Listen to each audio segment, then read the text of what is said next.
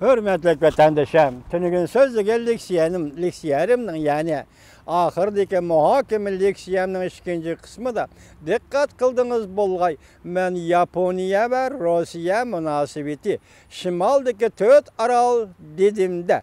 Ya ki bu sözümün aldıda bir cümle yok. Ya ki bu sözümün kaynida bir cümle yok. Men dep kaldım. Turup kaldım. Vatandaşlar sizler sezginler bunu. Demek Rusya-Yaponiya münasebeti. Şundan keyin men tünügen leksiyem diyeni sizlerge Reis Xi Jinping'nin keyfiyatı yaxşı emas ku dedim. Mesela aşxanada keçinde Prezident Vladimir Putin bilen birlikte Reis Xi Jinping tamak etti. Muşu jarayanda çıray ve hulk mijaziga nazar salsak suretdiki Reis Xi Jinping'nin keyfiyatı tüven.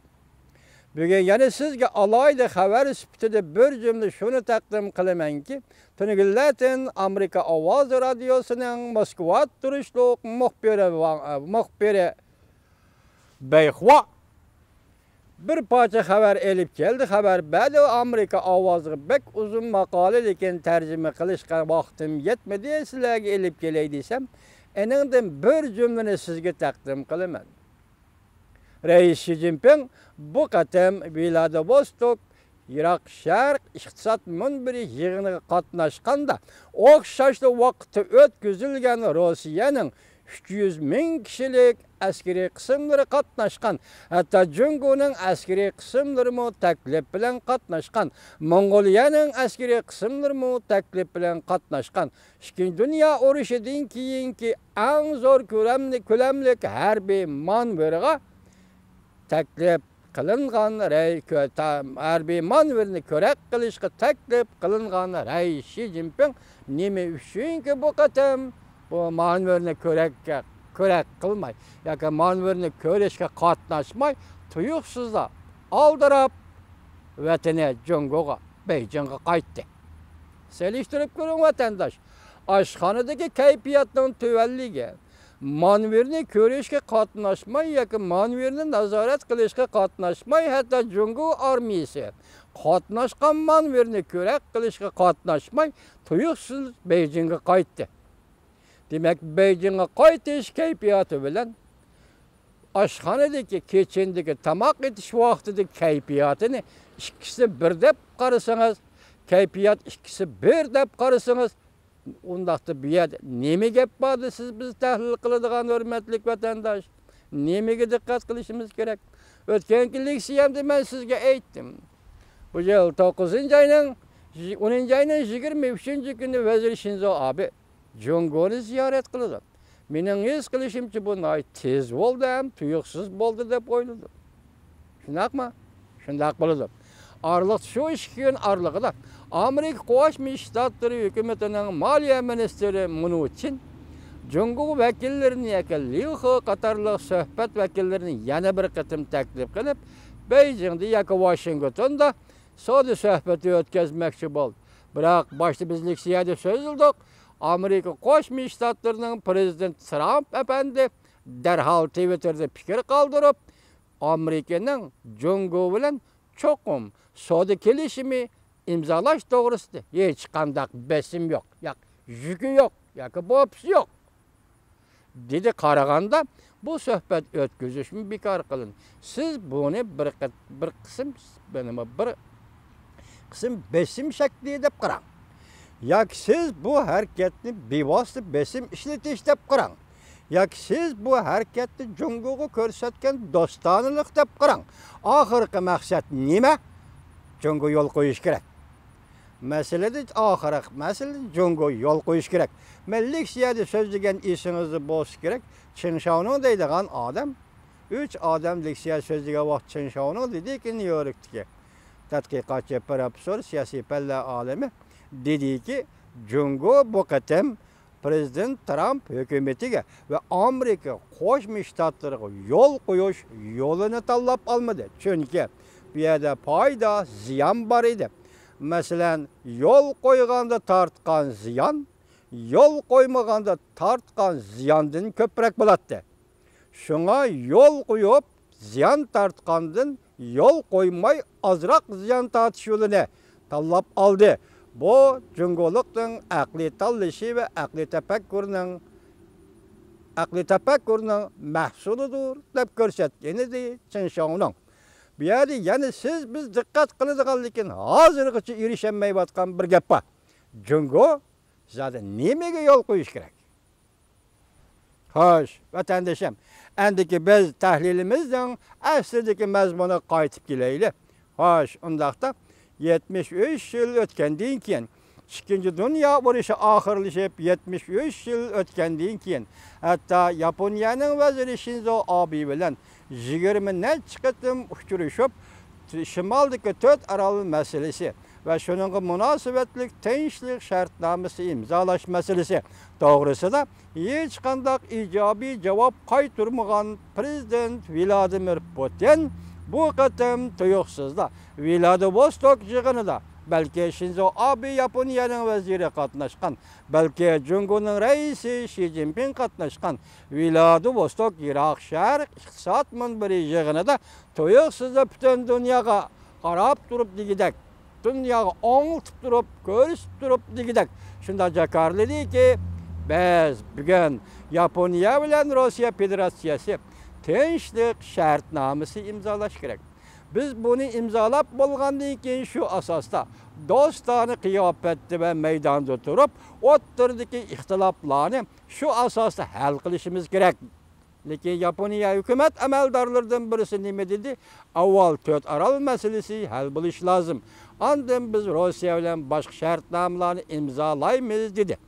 Bunun oxirgi natijasi yoki vaqt tartibidan aytganda prezident Vladimir Putin jiddiylikni, ta'xirsizlikni shunda qo'ydiki, diqqat qiling hurmatli vatandosh, mushu yilning oxirigacha. Demak, hozir mushu yilning oxirigacha 3 oy ichida, 3 oy qoldi bu yilning oxiriga, 3 oy ichida Yaponiya vaziri Shinzo Abe bilan Rossiya Federatsiyasining prezidenti Vladimir Putin ichida shunday shartnoma mushu 3 oy ichida imzolansa, u holda shimoldagi 4 orol masalasi xabarda deyilibdiki, Rossiya Ikkinchi Dunyo urushidan keyin bu zaminni besib olgan debdi. Undaq gap yo'q. Besib oldi degan gap yo'q.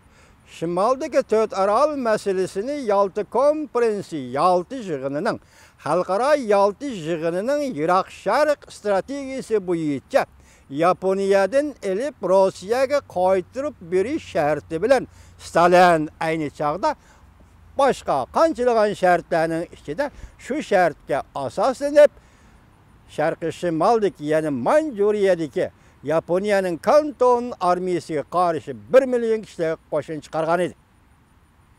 Yalta konferensida shu vaqtda demak Yaponiyaning shimolidagi 4 orol Rossiyaga qo'shib berilgan edi. Bu yerda bu xabarda ko'rsatilgandek, Rossiya bevosita askar chiqarib, bu yerda besvog'in yo'q. Men sizga savol qo'yay hurmatli vatandoshim. Hozirgi daqiqalarda prezident Vladimir Putinning masalani shunda qo'yishi hozir Sharqning osmonida go'yo bir chaqmoq chaqqandek bo'ldi. Iroq Sharqda yer tavrigandek bo'ldi. Prezident Vladimir Putinning masalani shunda o'tirg'a qo'yishi Yalta konferensining yoki Yalta yig'inining Iroq Sharq strategiyasini shu daqiqada, shu minutda tavratdi. Bu ehtimollik yoki mumkinlik ichida. Ya'ni shunda savol qo'yaylikki, hurmatli vatandosh, 1989-yili 5-oyning avvalgi haftasida shu vaqtki Rossiya hukumati Rosgermay shartnomasini bekor qilinganligini jakarlagan edi. Bu Stalinning shaxsiy ishi degan edi. Endi navbat Iroq Sharqqa keldimi? Prezident Vladimir Putin siz mushu jur'at bo'yicha Rossiya Federatsiyasi bilan yoki Rossiya Federatsiyasining prezidenti bo'lishibdingiz bilan shu vaqtdagi deyilolani eg'izga olamsiz. Masalan, Yalta shartnomasining Iroq Sharq strategiyasi, Moskva shartnomasi, Rus-Xitoy shartnomasi. Men bu yerda qisqartib Moskva shartnomasi dedim. Birinchi Moskva shartnomasi, ikkinchisi Rus-Xitoy shartnomasi. siz bu şartnamalarni endilikte növbetide taqazzoliq va mushundaq bir kunda vaziyat taraqqiy qilib mush holga yetganda bizning Xitoy o'rtasidagi shartnomamizmi xalqning ra'yi xilof edi va Stalinning shaxsiy ishi edi deb jakarlamsiz, hurmatli prezident Vladimir Putin efendi. Men o'sha daqiqada shunday aytamanki, hurmatli vatandosh, diqqat qiling. Bu yil 7-oyning 15-kuni sizning esingizda bo'lishi kerak. Amerika Qo'shma Shtatlarining prezidenti Trump efendi Finlandiyaning Helsinki shahrida Rossiya Federatsiyasining prezidenti Vladimir Putin bilan uchrashdi, suhbatlashdi. Bu tarixiy arx ko'rinish esingizda bo'lsin, hurmatli vatandosh.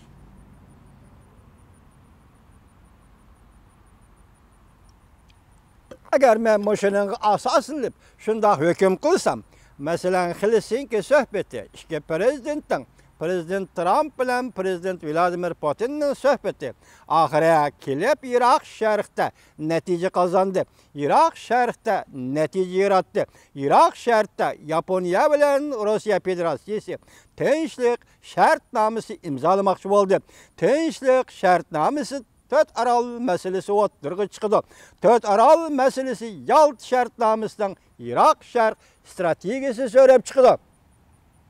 Agar shunday hukm qilsam, shu qatorda men shu munosabat bilan prezident Vladimir Putinga shunday iltijo qo'ysam va shunday umid qilsam, hurmatli prezident Vladimir Putin efendi, siz mushu jarayonlarning oxirgi natijasi sifatida Yalta konferensining Iroq sharq strategiyasini bekor qilishni va shuningga munosabatli tuzilgan Moskva shartnomasi birinchi, ya'ni Rus-Xitoy birinchi shartnomasi, Moskva shartnomasi ikkinchi, Rus-Xitoy ikkinchi shartnomasi. Bu masala o'tirg'i chiqararsizmi, prezident Vladimir Putin efendi?